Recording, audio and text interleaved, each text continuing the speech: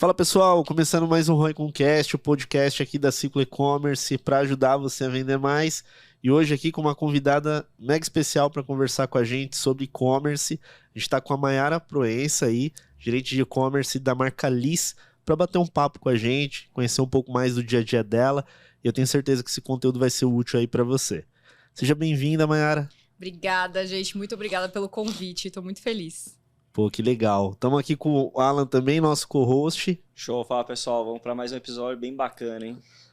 Legal, Mayara, obrigado por ter aceitado aí o nosso convite, né? Como a gente estava falando ali fora, a ideia é, obviamente, a gente bater um papo, passar um pouco aqui da sua visão, do seu conhecimento, que são 7 anos já na marca, né? Isso, quase 8. 8 já? Quase 8. Poxa. Agora em janeiro vai fazer 8. Ó, que legal, uma jornada. Mas conta aí pra gente um pouco da sua história, né? Como é que você começou aí no segmento de e-commerce também, tua vivência, desafios, oportunidades, o que você viu aí nesse meio do caminho? Bora lá. Eu sou formada em comunicação na PUC. Eu gosto de falar, tá, gente? Eu falo bastante. E eu comecei a trabalhar como designer. O design me buscou, na verdade. O meu primeiro estágio foi como designer e eu comecei a seguir esse caminho. Eu trabalhei no e-commerce da Accessorize, que era uma marca de acessórios que vem de Londres. E foi meu primeiro contato com e-commerce. Mas eu era designer, não participava da gestão, mas era uma equipe bem pequena, então eu tinha bastante contato com o gestor. E já trabalhei com e-mail marketing, já trabalhei com social, numa época em que nem existia investimento. Ai, gente, tô ficando velha. Era tudo orgânico? Era tudo orgânico, gente. Lindo, maravilhoso. Eu pegava foto do Pinterest, nem existia Pinterest, sei lá, eu pegava foto do Google, colocava no post, postava, não tinha problema nenhum, enfim. E aí, em 2015, janeiro de 2015, eu entrei na Liz. E eu entrei na Liz como designer do marketing. O marketing era super enxuto. Então, a designer fazia um pouco mais do que só design. E por isso, depois de um ano, eu virei analista de marketing. E eu descobri um lado meu que eu não conhecia. Porque eu sempre fui muito de criação. E eu fazia par com uma outra designer. E ela era extremamente criativa. Muito mais que eu. Só que ela era um pouco desorganizada. E eu era muito organizada. Então, eu comecei a assumir uma parte que não estava exatamente no escopo do meu trabalho, mas eu comecei a assumir uma parte de trade, eu organizava as demandas e passava para fornecedor, eu negociava com o fornecedor. Quando eu entrei na Liz, eu tinha vergonha de atender telefone. Assim, Eu entrei na Liz com 23 anos. Então, depois disso, eu percebi que eu conseguia dominar um pouco mais, né? Não só a parte de criação. E aí, em 2017, eu já estava com um pouco de faniquito, assim, porque a marca não tinha um e-commerce. E todas as concorrentes tinham e-commerce. E eu falava para minha CEO, gente, a gente precisa começar a colocar dinheiro no Facebook, a gente precisa começar a colocar dinheiro em Instagram, a gente precisa fazer um e-commerce, o nosso site institucional é super duro. E aí eu chamei uma agência, essa agência começou a fazer um trabalho de social com a gente, e eles fizeram uma pesquisa e finalmente eles mostraram, olha, sim, todos os concorrentes têm e-commerce, menos vocês. E aí, acho que isso acendeu uma chavinha, uma luzinha para minha CEO. E aí, em julho de 2017, ela me chamou para começar o projeto do e-commerce. E Legal. Eu tinha zero experiência. E assim, isso considerando que a marca já tinha uma certa relevância. O que faltava era um canal de venda digital. Não só uma presença digital, Certo. para falar a verdade, porque a marca ela tinha posts orgânicos poucos, ela tinha um crescimento muito pequeno nas redes sociais e só. Ela tinha um site institucional que era muito pouco acessado, não existia ninguém que mensurava quantas pessoas estavam acessando o site, que caminho estavam fazendo, enfim. E aí, ela finalmente aceitou e a gente começou esse projeto que foi importantíssimo, porque imagina uma marca sem e-commerce durante a pandemia. Foi muito difícil para muita gente, né? Teve gente que teve que sair correndo para fazer o e-commerce durante a pandemia. E como que foi esse desenvolvimento, esse aprendizado, né? Porque eu imagino que uma empresa que já está acostumada a vender de outras formas, né? Entender as mecânicas do e-commerce, o que é necessário ter para que ele venda, porque a gente sabe que não é só subir a loja, né? Tem que gerar tráfego, tem que fazer investimento. Como que foi essa curva de desenvolvimento, não de aprendizado, na verdade, não só para você, mas para a tua CEO, para todo o time ali da empresa? É muito legal, porque a gente vê que esse aprendizado ele é contínuo, né? A gente continua descobrindo, continua aperfeiçoando as coisas, mas acho que o mais legal foi o apoio da equipe da indústria Liz para fazer o projeto acontecer. Porque o nosso ERP é SAP. E a gente tinha que integrar a plataforma do e-commerce, nossa plataforma é VTEX, a gente tinha que integrar a VTEX com o SAP.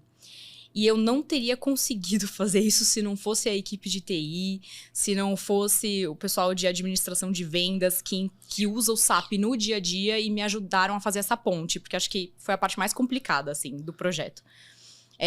Então, a equipe abraçar o projeto foi muito importante, né? Pessoas que não têm contato nenhum com e-commerce, que não sabem nada do mundo digital, mas que abraçaram o projeto. Foi muito importante. Legal. E hoje, falando assim, como... não diria nem só participação de faturamento, que é um ponto que não é um ponto, mas o e-commerce hoje se tornou um canal importante para a operação como um todo? É um canal que vocês buscam crescer ainda mais, né? Uhum. Porque eu acredito que tenha mudado a visão com base nos resultados que foram sendo gerados, né? Eu acho que a primeira coisa que eu gostaria de falar é que é muito importante você ter um gestor da empresa que acredite no canal. Então, a minha CEO... Esse é um ponto de validação, viu? É verdade. que a Mayara acabou de falar. O gestor precisa acreditar no canal. É muito importante. A minha CEO é a Lígia Bonamite Costa. E ela é muito aberta a tudo que é novo. Vamos ver, vamos colocar na pista, vamos testar. Tanto que teve uma vez que eu fui convidada para uma roda de conversa de uma agência que trabalhava com a gente. E ela foi comigo. E quando a gente chegou nessa roda, o pessoal falou, nenhuma CEO nunca veio aqui.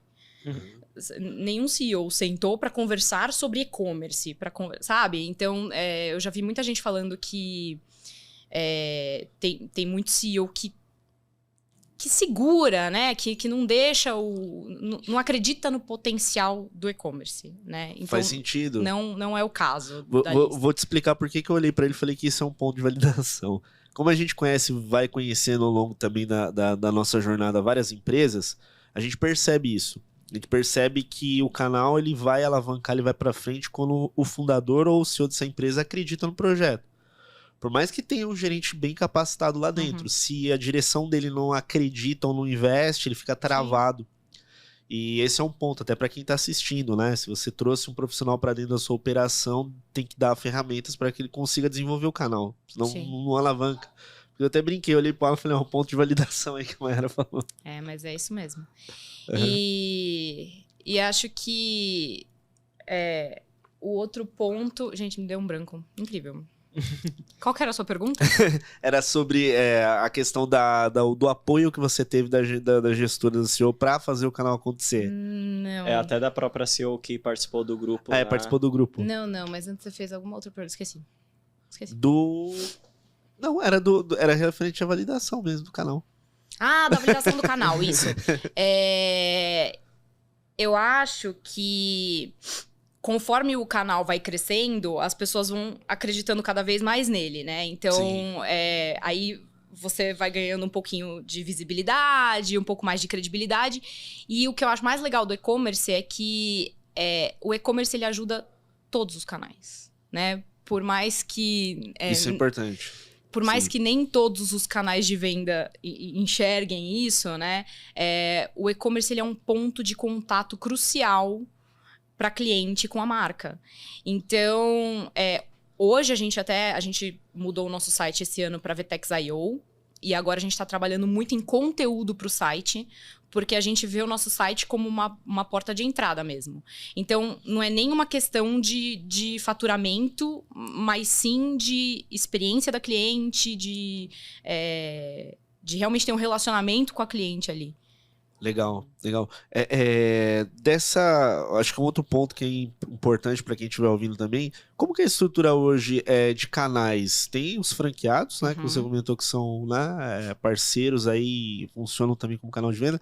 Quantas lojas vocês operam hoje aproximadamente? A gente tá com um projeto de expansão bem forte para lojas físicas, mas a Liz ela começou vendendo para multimarca. Perfeito. Então, essa força de vendas ainda é muito grande. A gente tem uma equipe enorme de representantes. A gente tem convenção de vendas no primeiro semestre que eu amo. É uma época super divertida mostrar os lançamentos para eles. E aí, depois veio a franquia, né?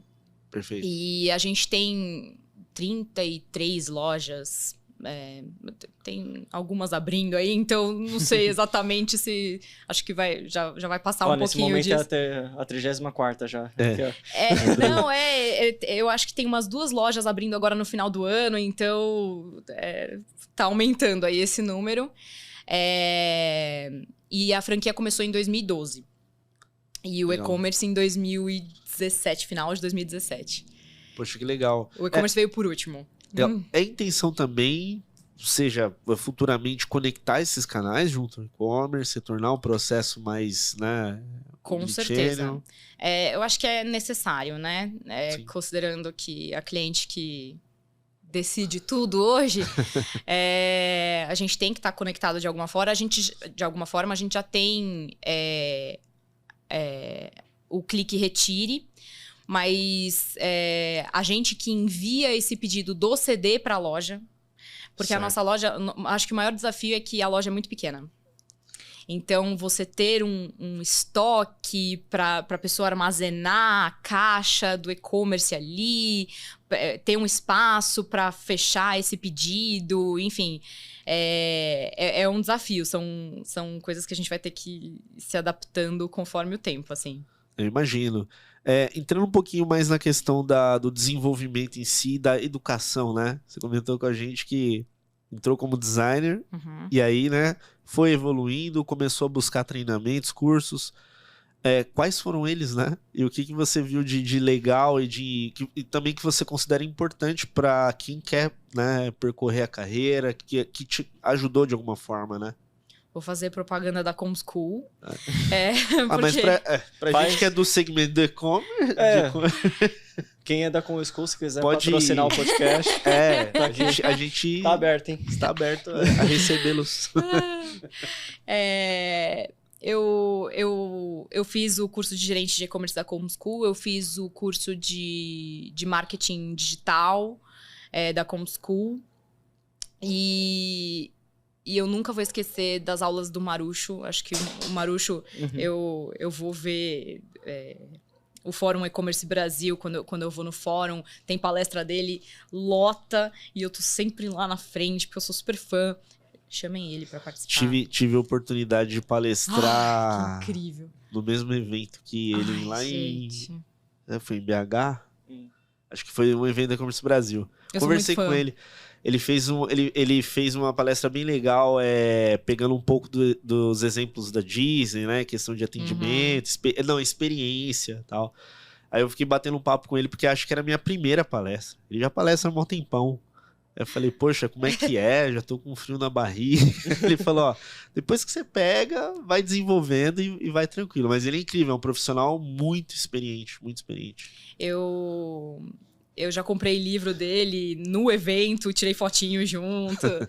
E eu achei muito legal que esse ano ele fez uma palestra sobre saúde mental, que acho que é uma coisa que é um assunto que está muito em alta, né? Porque pós-pandemia foi muito difícil para muita gente. Então, eu acho muito legal, no meio de um evento que tá falando de tendências tecnológicas, para onde o e-commerce vai, o que tá acontecendo, de repente tem uma pausa e uma pessoa falando sobre saúde mental. Eu acho ele incrível.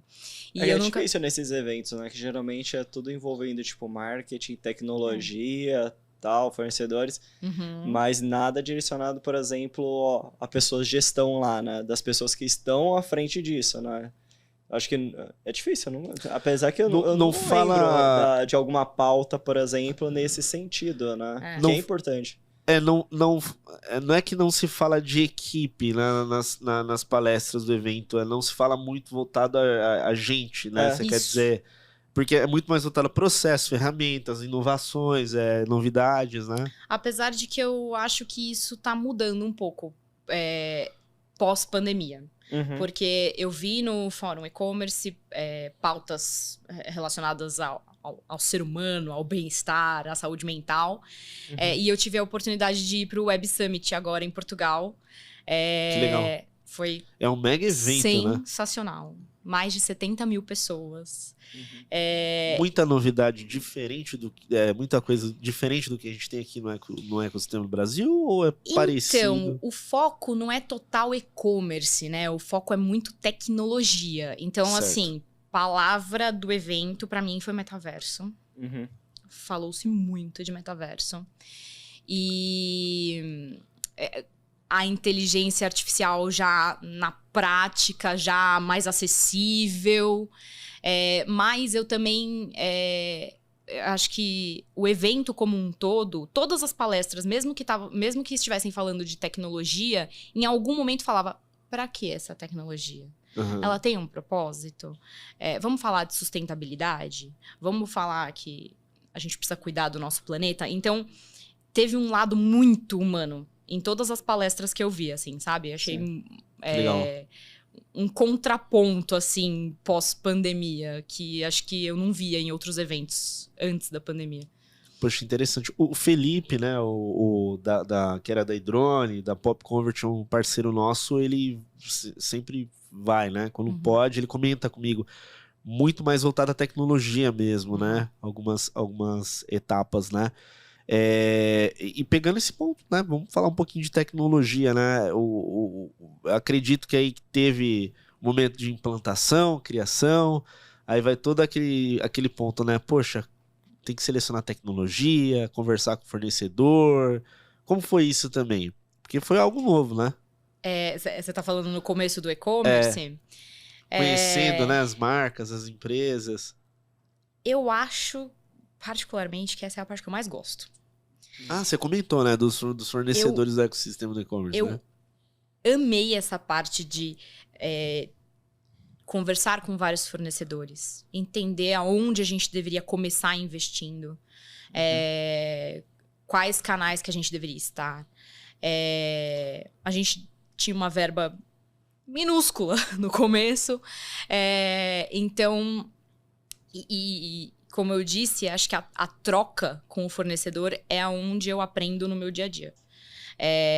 Eu respondo diretamente para CEO, então eu não tenho alguém de e-commerce acima de mim. Então, a minha forma de aprender é indo nesses eventos, me atualizando, lendo bastante e com a experiência do dia a dia e essa troca com os fornecedores. Acho que é incrível, por exemplo, você conversar com uma pessoa de agência que tem contato com vários segmentos, com vários gestores de e-commerce, que cada um vai dar a sua perspectiva, né? E aí, trocar isso comigo é ali que eu mais aprendo. Eu acho incrível. Teve um contato nosso aqui que ele me perguntou ontem como foi a Black Friday. Eu falei, a gente não vende produto físico? Brincadeira. Eu entendi a pergunta dele. Como foi a Black Friday? Aí, o que você enxerga das outras marcas? E aí é legal isso, porque a gente acaba tendo visão de um monte de segmento numa tacada só. Que acaba pegando o benchmark, né? Tipo, beleza, como foram os mercados para esse ano? Como é que fechou? Determinados mercados cresceram. Não é raro, por exemplo, sei lá, algum de um segmento, sei lá, de alguma marca que está conversando, sei lá, que seja de sei lá, biquíni, por exemplo. Como é que foi? Porque aqui é tudo ruim, o mercado tá ruim. Aí daqui a pouco você tem acesso a outras marcas que falam, não é bem assim. Porque aí dá uma visão, né? Traz às vezes é o que a gente conversa, às vezes o gestor, ele tem ali no mundo dele ali, o dia a dia.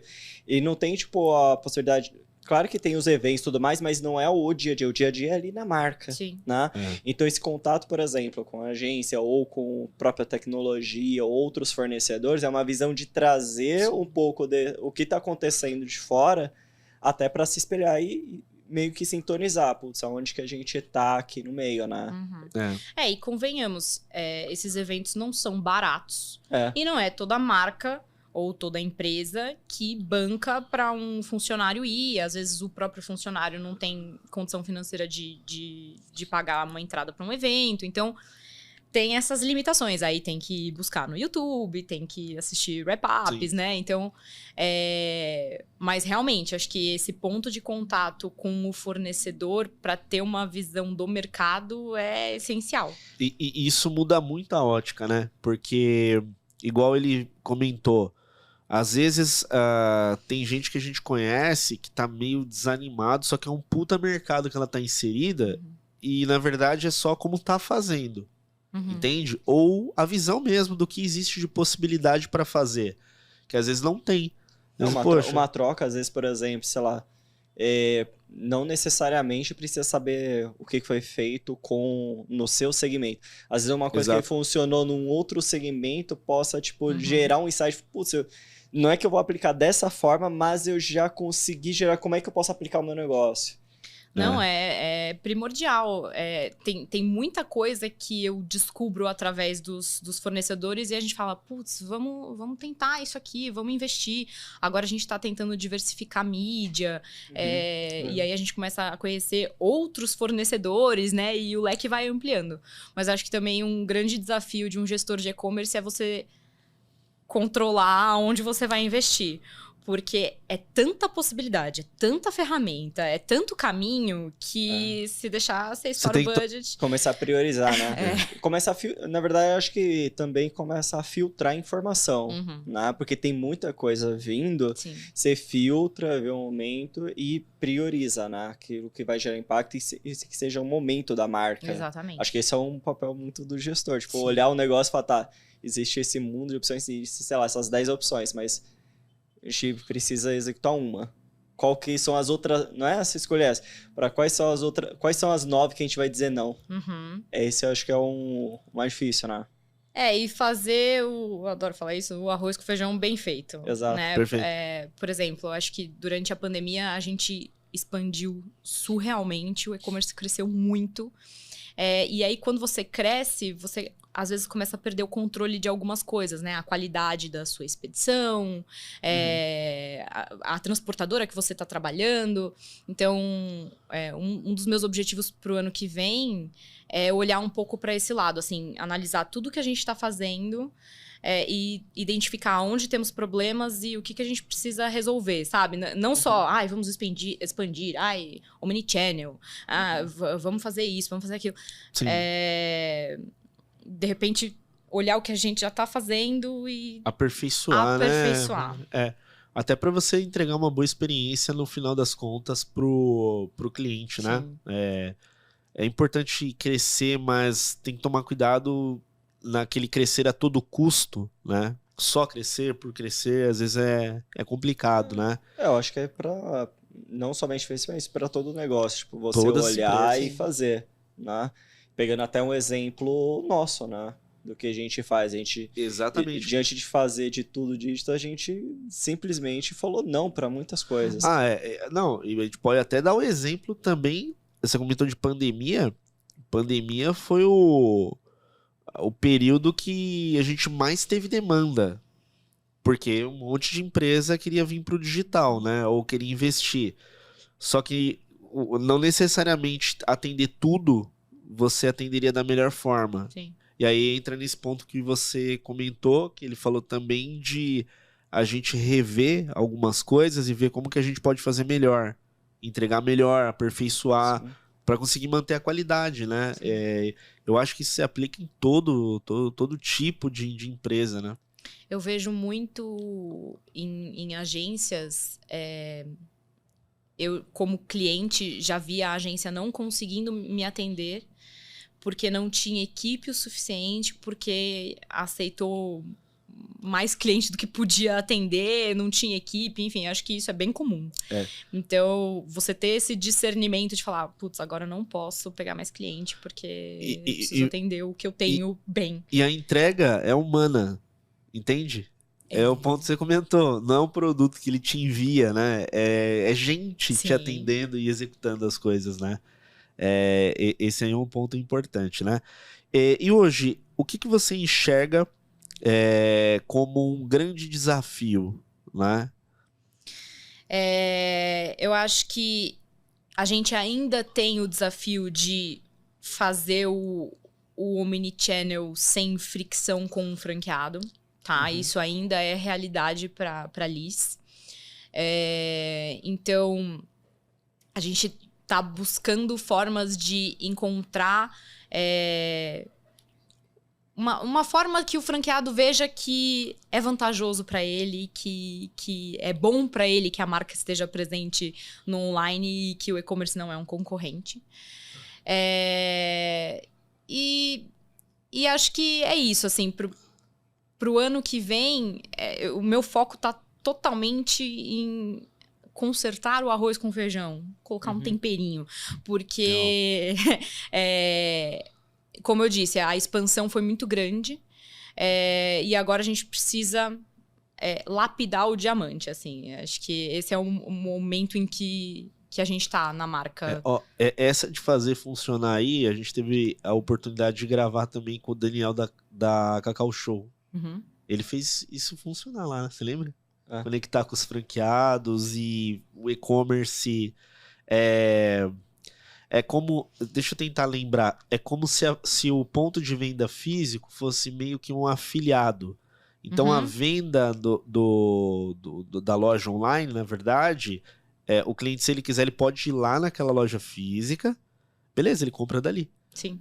Ou ele recebe meio que um comissionamento por isso. Era algo mais ou menos assim, mas eu lembro que ele estruturou, ele comentou com a gente que todos os canais são conectados junto aos franqueados. É que, por exemplo, quando você vai fazer isso, não é somente, tipo, estoque, né? Envolve a tecnologia, como é que vai integrar, tipo, em relação ao estoque de saída, por exemplo. Fiscalmente, eu acho que também tem o desafio também, como é que vai ser isso fiscalmente. Acho que esse é o maior desafio no Brasil. Porque a gente escuta todo mundo falando, o omnichannel, tá, mas e aí, como é que a gente faz? Na prática. Tipo, ele pronto é lindo, né? Mas assim, tipo, é trabalhoso pra fazer funcionar, né? Pra você conseguir moldar isso, né? Eu acho que o próximo passo que a gente vai fazer é o Prateleira Infinita, né? Então, trazer uma venda para o franqueado de algo que está sendo vendido no e-commerce, né? Para ele ganhar uma comissão. Então, a cliente vai na loja, ela quer 10 calcinhas, a loja só tem 4. Ótimo. Então, as outras 6 ela pode comprar pelo e-commerce e a loja vai ganhar uma comissão de algo que ela perderia a venda, né? Então, acho que esse é um primeiro passo para o franqueado entender o potencial do e-commerce e como o e-commerce pode ajudar ele. Hoje, quais categorias nós temos aí na Liz? De produto? Lingerie. Bens a Deus, tá, vamos lá. A gente tem a lingerie, a gente tem Moda Praia, é um lançamento super recente, lançou em 2019, um pouquinho antes da pandemia. E a Moda Praia, ela tem todo um conceito, ela tem o conceito da lingerie imputado na Moda Praia. Então, a gente tem partes de cima com taça, partes de cima com funções para reduzir, para aumentar, enfim. Então, a mulherada fica doida. E a gente tem roupa, tem pijama, tem linha maternidade, tem linha de esporte. E aí, a linha de esporte ela é mais focada para a saúde do seio mesmo. Não é uma linha fitness, né? Temos 1000 opções coloridas aqui para você. Não, é realmente algo voltado para função, para performance. E a Liz é indústria, né? Então é tudo produzido na nossa indústria e desenvolvido pela nossa CEO. A nossa CEO que desenvolve os produtos. Poxa, como que é? Nossa, me fugiu o nome aqui. É estilista? Profissional de estilo também? A gente chama ela de... Ela é diretora de criação. Legal. Mas sim, você pode dizer que ela é uma estilista, porque ela desenha e ela... É parecido, mais ou menos, quando... Lembra da Tânia Bulhões? Sim, Quando a gente... sim. Ela desenhava, fazia tudo mais, ia pra produção, por exemplo. Então, né? mas é que no caso de lingerie é bem complexo, porque a gente costuma falar que a lingerie ela é feita no milímetro. Por quê? A gente tem um tamanho de bojo e um tamanho de costas. Uhum. Então, dentro de um sutiã, a gente pode ter 50 SKUs, 80 SKUs. Porque você tem a combinação do tamanho de bojo com o tamanho de costas. E ela desenvolve o produto na modelagem, com a gerente de modelagem.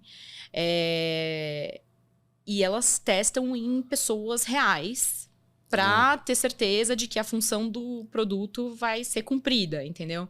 Então, acho que quando a gente fala de Liz, o princípio da Liz é conforto, beleza, bem-estar e tem que vestir perfeito.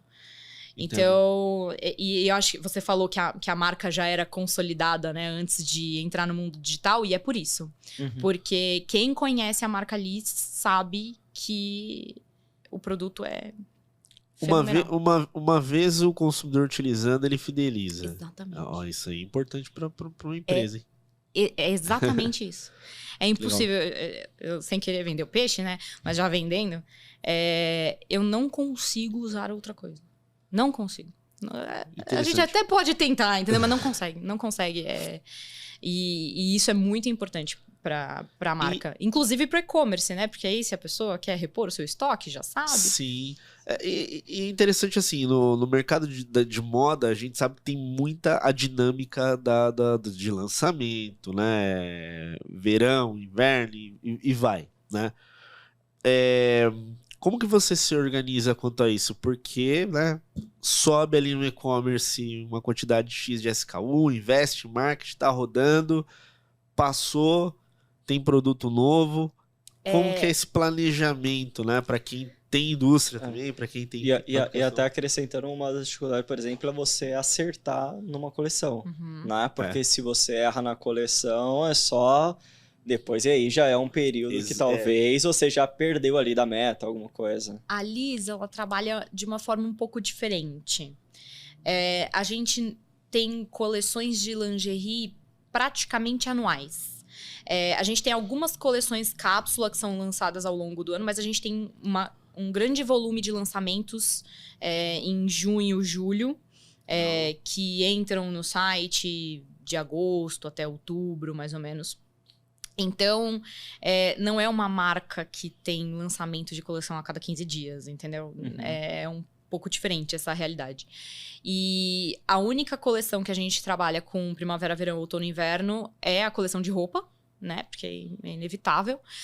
Mas também é uma coleção mais enxuta, porque a nossa coleção de roupa, ela propaganda. Ela é uma coleção, a gente chama de peças essenciais. Então, é aquela camisetinha básica, é aquela camisa que você vai deixar uma de cada cor e vai ser coringa pra sempre. A camiseta branca e tem uma parte da linha que a gente importa do Peru, que é em algodão pima peruano. Então, vai mais para um lado de o básico do guarda-roupa do que para algo moda, né? Para algo cores que vão mudando. A gente tem um pedaço da linha que vai para esse caminho, né? Então, nesse aspecto, é bem diferente de um e-commerce de moda normal. Entendo. Praticamente, então, você consegue ficar um bom tempo com aquele tipo de produto rodando, campanha em cima, né? E aí, acho que o maior desafio, na verdade, é porque como a gente tem muito lançamento de uma vez só, de repente a gente tem um monte de produto para falar e aí a gente tem que organizar o calendário para explorar todos os lançamentos, todos os produtos, e aí a gente vai destrinchando isso ao longo do semestre, assim. Mas acho que o maior desafio, agora voltando pro desafio que você perguntou, eu lembrei de um, é a produção fotográfica. Esse é um ponto que você estava comentando com a gente, né? Que é uma outra etapa que você entra também, né? Para cuidar, né? Mas acho que a parte mais difícil, e isso eu já discuti com outras pessoas do ramo, é que o e-commerce ele precisaria receber um mostruário de todos os produtos em todas as cores e no tamanho da modelo, porque a gente fotografa a peça no tamanho correto da modelo, para que vista perfeito. E a gente tem que fazer esse volume gigantesco de fotos a tempo de lançar. Então, é um desafio muito grande, porque é a produção que produz o produto que eu vou fotografar. Entendo. Então, tem que dar tempo, é uma correria sempre muito grande. Acho que esse é um enorme desafio e que muitas marcas enfrentam, assim. Então, se a gente for querer conversar com a Mayara, um dia você ligar pra ela tá lá no estúdio fotografando. Com a galera acelerando. Com certeza. Inclusive, a gente montou um estúdio na fábrica, porque a demanda é muito grande, né? Hoje em dia... Já agiliza, né? Pra caramba, né? O processo. Agiliza, economiza. Você não tem que ficar se locomovendo com as peças, porque as peças saem de lá e já estão lá, entendeu? Sim. Você não precisa... E hoje em dia o volume é muito grande de foto e de vídeo, né? Então a gente ter um espaço nosso é essencial. Eu tô apaixonado pelo estúdio. Toda vez que eu vou pra fábrica, eu fico lá. E assim, pensando na questão visual, é muito importante, né? A questão da fotografia, né? Quando a gente fala do mercado de moda, tem a questão também da pessoa se enxergar, né? Vestindo aquilo. Eu acho que tem sua importância ali. Lógico, todos os negócios, o visual ele é importante, mas moda eu vejo que essa etapa ela é muito primordial, né? A gente trabalha muito para explorar a diversidade, mas explorar a diversidade de uma forma natural. Porque eu acho que tem muita marca que força um pouco a barra, sabe? Não fica natural. Então, a gente tenta trabalhar da forma mais natural possível. A gente, todo ano, troca as modelos, né? Para realmente ter um leque de diversidade de modelos no site. E também, por exemplo, no caso do sutiã, tamanhos de seios diferentes. Para você poder mostrar um produto num seio grande quando ele é voltado para seio grande, mostrar um produto para seio pequeno quando ele é voltado para seio pequeno, para realmente mostrar a função do produto na foto, né? Mas a gente estava falando de tecnologia e eu vi palestras falando muito sobre a moda no metaverso e Web3 e assim... Sinceramente, acho que eu não vejo a hora da gente poder trabalhar tudo no digital, mostrar esse efeito digitalmente, não ter que fotografar pessoalmente a modelo, porque realmente é um custo, é um tempo muito grande. Então, resumidamente, no futuro aí, com o metaverso rodando, a gente vai viver comprando skins pra gente mesmo. Ai, meu Deus. Cadê a risadinha? Vamos pôr. Ó. Isso, são palmas. Ah, droga, achei aquela risadinha. O legal é que esse episódio a gente tá já caprichado, cheio de efeito, né, cara? Cheio com os eventos, os efeitos. Corta, volta a gente rindo. Aí, ó. Ai, legal. Lá no... Você estava comentando antes, você falou que um pouquinho do e-commerce, passando um pouco da exportação, né? Já é um canal mais relevante. Vende também para... O e-commerce, ele vende para fora? Tem uma unidade fora? Não. Calma. Vamos lá, antes que eu fale besteira. O e-commerce do Brasil não vende para fora. Só atende Brasil. Mas a gente tem operação no Chile e no México. Então, a gente expandiu o e-commerce em 2019. E a gente fez um site para Chile e um site para México. Eu cuido desses sites também. Ah, legal. E qual que é, assim, os desafios de ambos? É muito difícil, porque a gente não tem equipes de marketing em ambos os países. Então, você adaptar o conteúdo para a cultura do país é muito difícil. Então, por exemplo, aqui a gente faz fotos com mulheres, sendo que esse biótipo não existe no Chile. Lá elas são mais magras, enfim. Então, é muito complicado você adaptar tanto o conteúdo quanto a funcionalidade do site em si. Por exemplo, quando a gente foi fazer o e-commerce do México, não se pede o CPF deles, né, o documento deles, não se pede no carrinho. Você não pede documento. Você vai lá, compra, não precisa pôr CPF. Tô curioso agora. Por como exemplo, que... que você não é, por exemplo, quando teve... Quem já tem a marca internacional, que é liquidou de fora. Quando fazia checkout, por exemplo, ela vendia para Austrália, alguns países dos Estados Unidos, alguns estados ali dos Estados Unidos, e tinha também da Europa. Nesses não tem o CPF, não sei. Não, CPF sim, em si. Sim. Tem um outro modelo, por exemplo, é igual você tentar colocar no checkout um CEP. Não é CEP. Não, lá, mas também. Mas é que eles não pedem o documento.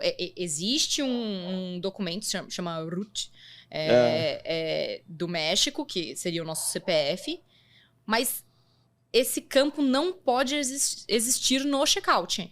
Porque não se pede esse documento. Para você comprar online, você não precisa ter documento nenhum. Entendeu? E o desafio de conseguir fazer com que a agência tirasse um campo que é obrigatório na VTEX. Entendeu? Então, eu entendo. Por questão de...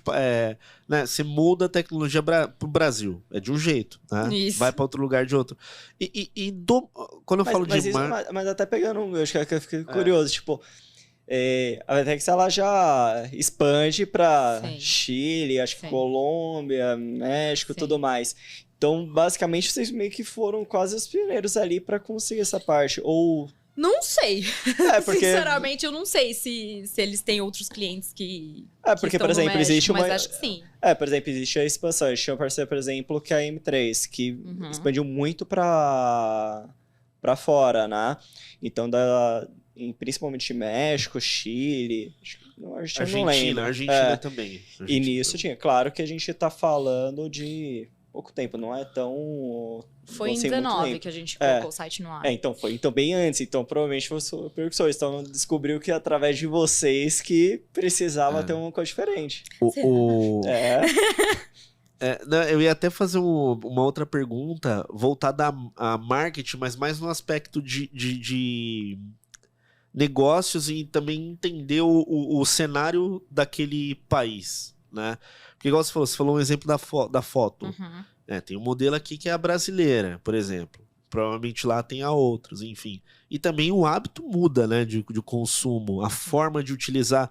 Todo mundo usa internet, mas eu acredito que também até nisso deve ser diferente, né? Você nota algumas diferenças, por exemplo, poxa, eu percebo que, né, ali no México, cara, ali pra gente dá bom fazer e-mail marketing. A galera não é tão vidrada em social, enfim.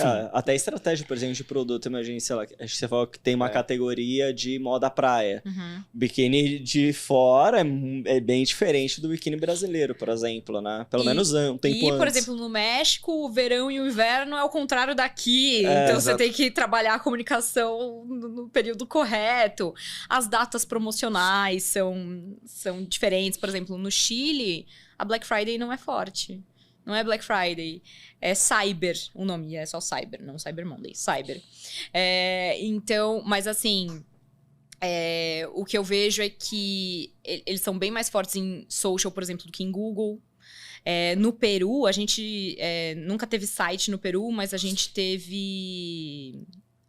já teve operação lá, distribuição. E no Peru, elas só usavam Facebook para buscar. A busca era feita dentro do Facebook, zero Google. E assim, a gente chegou num ponto que a gente precisava de auxílio de alguém de lá e agora a gente contratou uma agência de lá. É muito legal a troca, assim. Inclusive... Eu acredito que até o share das tecnologias de mídia deve ser muito diferente. Você pega um exemplo Brasil... Você consegue fazer esse levantamento, eu esqueci o nome da ferramenta que eu acompanho. Você vê o share das plataformas de busca.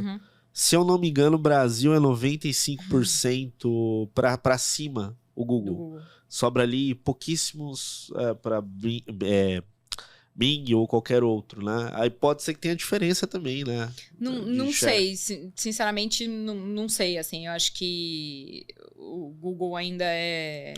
relevante também. Relevante, Sim. Mas com certeza o social reina. E agora o TikTok, né? Que o TikTok tá ficando assustador. É surreal, assim, como tá expandindo. No Web Summit, só ouvi falar de TikTok. Teve palestra com creators e a geração Z tá fazendo busca direto no TikTok agora, né? Basicamente, acho que saiu a notícia próximo ano, o TikTok bem mais forte pra parte de e-commerce. Então já vai entrar mais forte no e-commerce. Então já vai ver eu acredito que vai ter uma mudança bem... É interessante que qualquer plataforma de mídia social, em algum momento dela, ela vai focar no comércio eletrônico, assim. Ela nasce com o propósito de conectar, expor conteúdo, né? Criar toda a dinâmica, mas sempre acaba criando funcionalidade de loja, isso e aquilo, enfim. Mas pegando essas operações, você que gerencia essas etapas, né? Tipo, tanto Brasil, México, Chile, e você comentou um pouco da equipe. Como que é isso? Tipo, gerencia tudo. O Brasil já não é um mercado fácil, né? Tem muita coisa que você comentou. E ainda pegar 2 países, tipo, como que você se divide isso daí? A gente coloca muita energia no Brasil, porque é o nosso maior faturamento, né? Então, 80% do meu tempo é dedicado ao Brasil. Eu tenho 2 pessoas na minha equipe. Lógico que eu conto com a ajuda de todo mundo da fábrica, se não fosse... Né? O saque é maior que o e-commerce. É super necessário, assim. Sim. Mas é difícil. É difícil. Só isso que eu tenho pra falar. É bem difícil. É muita coisa. É muita coisa. E assim, se não fossem os fornecedores, os parceiros, a gente não ia conseguir dar conta. Porque... E aí acho que também começa um debate... até que ponto vale a pena você terceirizar isso ou trazer pra dentro de casa. Isso é uma coisa que eu tenho pensado muito, assim, sabe? E eu acho que esse é um dilema de muita gente no mercado, né? E até pegando esse ponto, né? Quais são... Eu sei que tem vários fornecedores de N soluções, né? Mas quais são os principais que são importantes para uma operação de e-commerce rodar bem, na sua visão?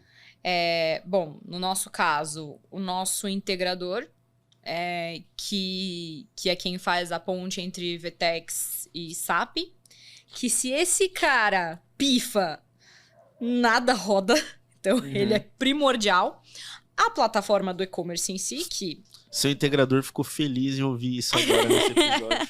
Ele falou, o Evo. Olha que legal, como eu sou importante nessa operação. O Evo, tô puxando a sardinha pro seu lado, hein? E assim, a Evo tá com a gente desde o começo do e-commerce e não vejo a menor hipótese de trocar esse parceiro. É uma relação muito forte. Aí você precisa de uma plataforma para marketing, para e-mail marketing, hoje em dia comunicação com WhatsApp, e assim, a gente foi evoluindo aos poucos, né? Então, a primeira coisa que eu contratei foi uma plataforma de e-mail marketing. Porque eu acredito muito no potencial de e-mail marketing. As pessoas falam, e-mail marketing, ninguém abre e-mail. Como assim, gente? Abre muito e-mail vende, é maravilhoso. Então, eu acredito muito no potencial do e-mail. E aí, aos poucos, a gente foi expandindo. Então, hoje a gente tem a ferramenta de atendimento do WhatsApp, que também foi uma coisa que a gente teve que implantar no meio da pandemia, porque a gente não tinha atendimento por WhatsApp. E aí chegou uma hora que eu falei, gente, pelo amor de Deus, não dá pra ficar sem WhatsApp, né? A gente tem que ter um atendimento. E aí você precisa da ferramenta, porque é um WhatsApp Enterprise, é outro nível. Então, você tem que conseguir mensurar quantos atendimentos seu saque tá fazendo por dia. Então, e aí você tem que ir tomando essa decisão do que naquele momento é importante pra marca, né? E considerando a grana que você tem pra gastar, que é um desafio. Isso é sempre a meta alta, investimento enxuto.